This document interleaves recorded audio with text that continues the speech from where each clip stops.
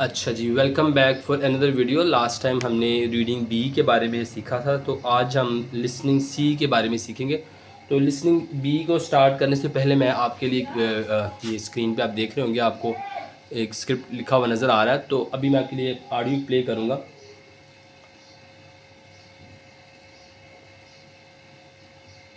Part B. ठीक है। In this part of the test, you'll hear 6 different extracts. In each extract, you'll hear people talking in a different healthcare setting. For questions 25 to 30, choose the answer A, B, or C, which fits best according to what you hear. You'll have time to read each question before you listen. Complete your answers as you listen. Okay, तो ये हो गया कि आपको ये जब audio चलती है ना, जब आपको पेपर मिलता है, तो इस सारे प्रोसेस में आपको अप्रॉक्सीमेट 25 सेकंड्स मिलते हैं। ठीक है, तो आपको 25 सेकंड्स मिलते हैं इस चीज़ को पढ़ने के लिए। आज आपको इन्फॉर्मेशन ये पढ़ाई है, आपको इसको 1 से 2 दफ़ा और पढ़ सकते हैं। आपने अपना पेपर टर्न ऑन कर लेना। जो 6 क्वेश्चन होंगे आपके लिसनिंग बी के, तो आपने वो ऑन कर लेना। ठीक है, ये फर्स्ट टिप है आपके लिए। और ये जो आपको 30 सेकंड मिलते हैं, ठीक है, इन 30 सेकंड या 25 सेकंड के अंदर आपने क्या करना है कि आपने जो अपने लिसनिंग बी के अंदर जो मुश्किल क्वेश्चंस हैं, लेंथी हैं, कुछ क्वेश्चन ऐसे होंगे जिनके जो आपके ऑप्शंस हैं वो काफ़ी लेंथी होंगे, उनके ऑप्शंस की जो लेंथ है वो काफ़ी बड़ी होगी, उसको समझने के लिए टाइम लगता है। तो आपने वो 2 से 3 क्वेश्चन होते हैं, मिनिमम 2 होते हैं, मैक्सिमम 3 हो सकते हैं। तो 3 आसान ही होंगे, जिनकी आसान इन सेंस के मतलब उनकी जो ऑप्शन की लेंथ है वो छोटी होगी। तो आपने क्या करना है, आपका फोकस अपना उन 25 सेकंड के अंदर उन मुश्किल 2 क्वेश्चन करना है, और 10-10 15 सेकंड लगा के उनको समझ लेना, उनको अच्छी तरह अंडरस्टैंड कर लेना कि उसके ऑप्शन में बता के आप उसका मीनिंग भी लिख सकते हैं साइड पे छोटा सा। ठीक है, तो ये हो गया आपका फर्स्ट टिप। ठीक है, उसके बाद आपका ये सीन है कि जैसे ही आपका ये कंप्लीट हो जाता है और आपको ये क्वेश्चन नज़र आएगा, तो क्वेश्चन सॉल्व करने के लिए ना आपकी एक टेक्निक है जो मैं आज आपके साथ शेयर करने लगा हूँ कि लिसनिंग बी के अंदर सबसे ज़्यादा ज़रूरी होता है आपका समझना सेटिंग को। ठीक है, सेटिंग, तो सेटिंग क्या है आपकी। ठीक है, तो एक क्वेश्चन को सॉल्व करने के बाद जो है ना, तकरीबन फॉर एग्जांपल अभी तो आपको मिल जाएंगे ना 25 सेकंड, आपको 15 सेकंड मिलते हैं। ठीक है, 15 सेकंड मिलते हैं एक क्वेश्चन को स्टार्ट होने से पहले। ठीक है, उन्होंने बोला you hear a patient talking to a dentist. ठीक है, तो आपको 15 सेकंड मिलते हैं। 15 सेकंड्स के अंदर आपने क्या करना है कि आपने समझने क्वेश्चन में पूछा कि हाउ डज ही फील। ठीक है, हाउ डज ही फील का मतलब आप कैसे, ये आपको कैसे पता चलेगा। आपने पहले क्वेश्चन सेटिंग में देखा कि पेशेंट जो है ना वो टॉक कर रहा है डेंटिस्ट के साथ। ठीक है, तो जहाँ पे हमने पेशेंट की फीलिंग देखनी है, हाउ डज ही फील। ठीक है, so this is patient feeling.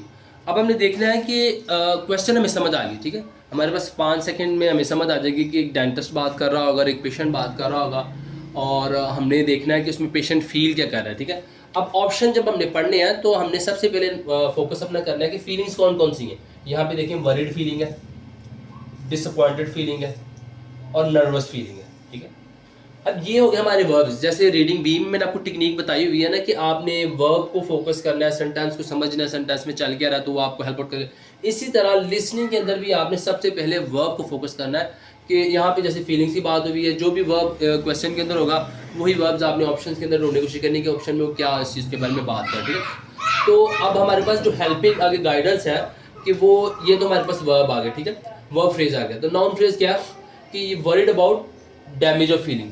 अब जहाँ पे वरीड और डैमेज और फीलिंग इकट्ठे हो जाएंगे, ठीक है, ये दोनों मिल जाएंगे और वो जिक्र भी हो रहा होगा, तो वो जवाब हमारा ठीक हो सकता है। ठीक है, या जहाँ पे उसने लिखा होगा sorry disappointed that he cannot see immediately. ठीक है, यहाँ पे इमीडिएटली देखा नहीं गया, उसके बारे में फीलिंग्स उसकी मैच कर रही होंगी डिसअपॉइंटमेंट की, तो वो ऑप्शन ठीक हो सकता है हमारा। ठीक है, जहाँ पे वो नर्वस है और किस बारे में बात हो रहा है कि being treated by different dentist, ये 3 थॉट्स है। ठीक है, डिफरेंट डेंटिस्ट से वो ट्रीट किया जा रहा है और वो जो है नर्वस है उस दौरान। ठीक है, अब ये देखिए, ये अगर ये तीनों मैच कर रही होंगी तो ये ऑप्शन ठीक होगा। ठीक है, अगर आप सुनते वक्त देखें कि ये जो फीलिंग है नर्वस वाली फीलिंग है वो मैच कर रही है can not be seen immediately, ठीक है। तो ये ऑप्शन हमारा क्या हो जाएगा, गलत हो जाएगा, ठीक है। अगर ये हमारी फीलिंग जो है डिसअपॉइंटमेंट की वो मैच कर रही है डिफरेंट ट्रीटेड बाय के साथ, तो ये हमारा ऑप्शन गलत हो जाएगा। इसी तरह सेम वाइस वर्सा उसके साथ है। सो दोनों चीज़ों का मिलना बहुत ज़रूरी है। सबसे पहले आपने फीलिंग को आइडेंटिफाई करना है कि फीलिंग कौन सी है, और इसके लिए आपको 15 सेकंड मिलते हैं। आपने अपनी जो इंटेलेक्चुअल स्किल्स है, अपनी परसेप्शन है, अपने कंसंट्रेशन लेवल, एक्चुअली कंसंट्रेशन का एग्जाम होता है, ठीक है। तो अपनी कंसंट्रेशन को बिल्डअप स्ट्रॉन्ग करना है कि आप विद इन 15 सेकेंड्स समझ लें कि तीनों ऑप्शंस के अंदर फीलिंग्स कौन सी हैं और वो फीलिंग किस चीज़ से रिलेट कर रही है, ठीक है। सो फर्स्ट ऑफ ऑल मैं प्ले करूँगा इसको सिंपल, ताकि आप गेस कर सके कौन सा ऑप्शन ठीक है। उसके बाद फिर आपको मैं जो टेक्निक एक यूज़ होती है जो अपनी लेटर ऑन करनी होती है, अपने जब पेपर को एनालिसिस कर रहे थे, वो भी आपसे शेयर करूँगा, ठीक है। तो लेट्स स्टार्ट। आप अपना आंसर जो है वो Now look at question 25. ऐसे आप You hear a patient talking to a dental receptionist. Now read the question. ठीक है। अब जैसे वो बोलता है नो रीड अ क्वेश्चन, तो तब आपके पास 15 सेकंड है। सो 15 सेकंड्स को आप कैसे डिवाइड कर सकते हैं, विद इन 3 सेकंड्स आपको, ठीक है, ये पढ़ लेना चाहिए, समझ आना चाहिए कि क्वेश्चन है क्या, ठीक है। अब आपके 12 सेकंड बच गए, उसको 4 सेकंड 4 सेकंड 4 सेकंड 4 सेकंड्स के अंदर आप समझें कि ये ऑप्शन क्या है। ये है टाइम मैनेजमेंट, ठीक है। पेपर, पूरा पेपर जो है ना वो टाइम मैनेजमेंट है। तो ऑलरेडी मैंने आपके साथ वो डिस्कस कर दिया हुआ है। तो हम जैसे स्टार्ट होगा, आपने कंसंट्रेट करना है, इसको समझना है कि फीलिंग्स कहाँ कहाँ पे क्या बात हो रही है, ठीक है। Hi, I'd like an urgent appointment, please. Let's see, who's your usual dentist? Mr. Garcia? You say it's urgent. Are you in pain? Yeah, it's the tooth Mr. Garcia filled last week. Well, he's away today, I'm afraid, but there's a free slot this afternoon with his colleague, Mrs. Brown. Well, that'd be okay, but are you saying Mr. Garcia could fit me in tomorrow? That's right, we'd get you in first thing. Can you wait? Well, I'm not chewing on that side and I'm taking paracetamol, which is helping. The pain started when I was eating a steak, so I'm frightened I might have upset Mr. Garcia's work. It makes sense for him to check it out. Okay, we'll book you in for tomorrow morning at 10. Okay, ठीक हो गया। सो ये एक हमने real time practice की है। हमने real time में ना इसको देखा है कि ये क्वेश्चन जो है इसका कैसे वो साउंड स्टार्ट हुआ, ठीक है। इसी दौरान आपने वो साथ साथ ऑप्शंस को, जैसे ऑडियो चल रही हो तो आपके ऑप्शंस जो होने चाहिए उसके ऊपर, ठीक है। तो जो जो ऑप्शंस आपने सिलेक्ट किए हैं वो आप मैसेज में टाइप कर दें सुनते हुए वीडियो को, ठीक है। और फिर इसके बाद हम सेकंड स्ट्रेटजी यूज़ करते हैं राइट आंसर चूज़ करने के लिए। चले जी, तो अब हम आपने ऑप्शंस अपने सिलेक्ट कर लिए होंगे, आपने टाइप कर दिएगा। तो लेट्स मूव ऑन स्ट्रेटजी कि आप जो ट्रांसक्रिप्ट होता है आपके लिसनिंग पार्ट का, आप उसको निकालें, ठीक है। अपना पेपर सॉल्व करने के बाद आप उस ट्रांसक्रिप्ट को अपने सामने रखें, ठीक है। और दोबारा से जो है वो उस ऑडियो को प्ले करें और देखें कि कौन कौन सी चीज़ है जहाँ पे आपने मिसिंग की, या कौन से जो वर्ब्स हैं वो कैसे उनको पैराफ्रेज कर रहा है, ठीक है। टेक्स्ट जो क्वेश्चन है उसके अंदर डिफरेंट लैंग्वेज यूज़ कर रहा है और जो ऑडियो चल रही है उसके अंदर डिफरेंट लैंग्वेज यूज़ कर रहा है। याद रखिएगा जो टेक्स्ट लिखा होगा वहाँ पे एकेडमिक स्टाइल यूज़ किया होगा लिखने का चीज़ों को, और जहाँ आप ऑडियो सुन रही होंगे वो वहाँ पे आपका फॉर्मल लैंग्वेज जो आम लोग बोलते हैं इर्द गिर्द बात करते हुए वो आपकी यूज़ की होगी, ठीक है। Hi, I'd like an urgent appointment, please.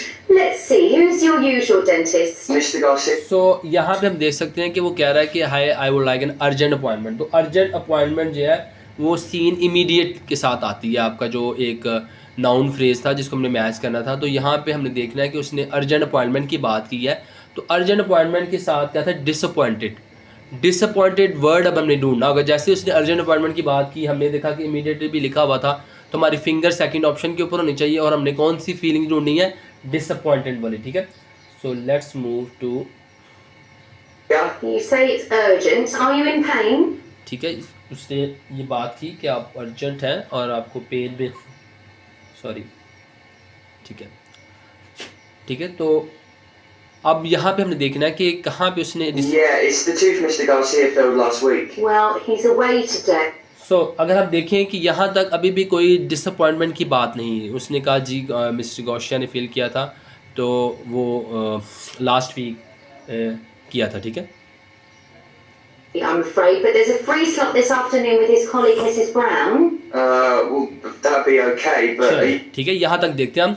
अब यहाँ तक हमने देखा कि उसने इमीडिएटली की बात की, उसके बाद अभी तक कोई डिसअपॉइंटेड वर्ड नहीं यूज़ किया, ठीक है। आपको डिसअपॉइंटेड के वर्ड ओह सो सैड, आप उस तरह करता I am really feeling bad, I am really feeling bad, उसने कोई डिसअपॉइंटमेंट से रिलेटेड कोई वर्ड यूज़ नहीं किया। सो यहाँ पे ही हमारा ऑप्शन जो बी है वो गलत हो जाएगा, ठीक है। हमारी वो जो फीलिंग है वो वहाँ पे गलत हो जाएगी, ठीक है। अब हम आगे चलते हैं लेके इसको। say Mr. Garcia could fit me in tomorrow. That's right, we get you in first thing. Can you wait? Well, I'm not chewing on that side and I'm taking paracetamol, which is helping. The pain started when I was eating a... ठीक है, अब यहाँ पे देखते हैं कि another dentist की बात की है उसने कहा कि that would be okay but you are saying, हाँ उसने कहा कि well he is away today I am afraid but there is a free slot this afternoon with his colleague Mrs Brown. तो यहाँ मिसिस ब्राउन की addition हुई है और वो कौन सी है, डिफरेंट डेंटिस्ट। यहाँ पे देखिए उसने कहीं भी डिफरेंट डेंटिस्ट का लफ्ज़ इस्तेमाल नहीं किया, उसने क्या किया है कि मिसिस ब्राउन की बात की है, तो वो डिफरेंट है, मिसिस गौशिया डिफरेंट थे। तो यहाँ पे वो हमारा जो नाउन फ्रेज था वो हमें सेकंड नाउन फ्रेज भी मिल गया, ठीक है। अब जैसे ही हमने देखा कि मिसिस ब्राउन के जगह, तो हमने यहाँ पे देखना कि नर्वसनेस से रिलेटेड बात नहीं किया कि वो कंफ्यूज तो नहीं किसी चीज़ के लिए। तो वो हम देखते हैं कि उसने कहा that would be okay. That would be okay का मतलब है कि वो फाइन है, वो नर्वस नहीं है, वो कंफ्यूज नहीं है, ठीक है। तो हमारा जो थर्ड वाला ऑप्शन था वो भी यहाँ पे क्या हुआ, गलत हो गया, क्योंकि दैट वुड बी ओके का मतलब नर्वसनेस के अंदर नहीं आता। तो हमारे पास अभी तक तो हमारा ए ऑप्शन ही ठीक लग रहा है, लेकिन चूंकि हमने जस्टिफाई करना सीखना है कि क्वेश्चन के अंदर वो जस्टिफिकेशन कैसे हो रही है कि ये ऑप्शन ठीक है। सो अब कंटिन्यू सुनते आगे। state, so I'm frightened I might have upset Mr. Garcia's work. It makes sense for him to check it out. Okay, we'll book you in for tomorrow morning at 10. ठीक है, तो अगर आप देखिए यहाँ पे आगे लिखा है कि well I am not shooing on the side, I am taking paracetamol which is helping the, sorry ये थोड़ा सा ना इसको कम कर देता हूँ, प्लीज़ इसका स्क्रीनशॉट ये सा, ठीक है। When I was eating a steak so I am frightening I might have upset, ठीक है। आई एम फ्राइटनिंग, तो ये यहाँ पे सबसे पहले हमारे पास एक फीलिंग आएंगे कि फ्राइटनिंग है, वो फ्राइटन है। इससे पहले उसने कुछ नहीं कहा कि नर्वसनेस के लिए उसने कोई फीलिंग नहीं यूज़ की, उसने डिसअपॉइंटमेंट के लिए कोई फीलिंग यूज़ नहीं की। फर्स्ट टाइम उसने कहा कि आई एम फ्राइटेड। तो फ्राइटन क्या चीज़ है, एक वरीनेस की साइन देता है कि मैं किसी चीज़ के लिए वरीड हूँ, कि I might have upset Mrs Gosia work. तो वो कह रहा है कि उसने जो गोशिया ने वर्क किया, गोशिया ने वर्क क्या किया था कि उसने उसकी फीलिंग की थी, ठीक है। तो यहाँ पे वो कह रहा है कि worried that he may have damage a feeling, वो जो फीलिंग की है उसने वो डैमेज कर दी। यहाँ पे अपसेट लिखा है, वहाँ पे डैमेज किया है। तो ये है आपका OET synonyms language paraphrasing skill, जिसको आपने डेवलप करना है।